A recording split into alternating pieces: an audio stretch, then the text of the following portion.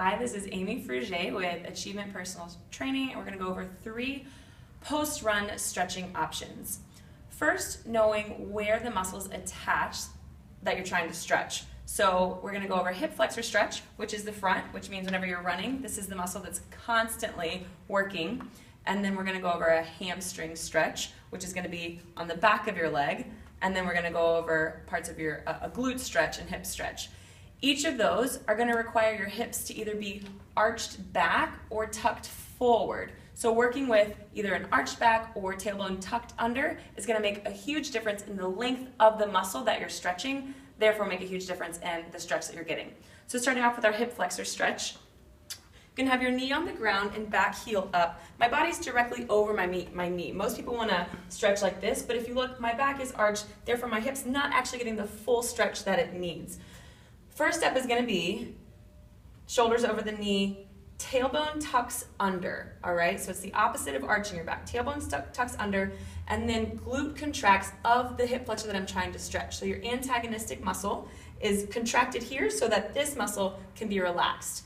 Third, raise the arm of the side that you're trying to stretch, and then you can slightly lean forward if necessary, but it may not be. So recap, we have tailbone tucked under, glute activated, arm raised, and then a slight lean forward. That's a hip flexor stretch. If you don't have an option, if you're just finished your run, you don't have an option to kneel on the ground, then you can do all the same things standing. Tailbone tucks, glute activates, arm raises, slight lean forward if you need it. Second stretch, our hips are going to go in the opposite direction because we're now stretching the back of our legs. This is a hamstring stretch, which again, you can do on the ground or you can do standing. On the ground, your toes are flexed back, which is going to help the calf along with the back of the knee, which is where calf muscles and hamstring muscles attach.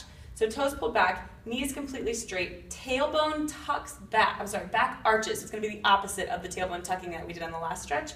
And then a straight chest is leaning forward and out. So again, toes pulled back, knees straight, quad contracted, which is the antagonistic muscle to the hamstring, which is allowing it to stretch deeper, and then tailbone is reaching back.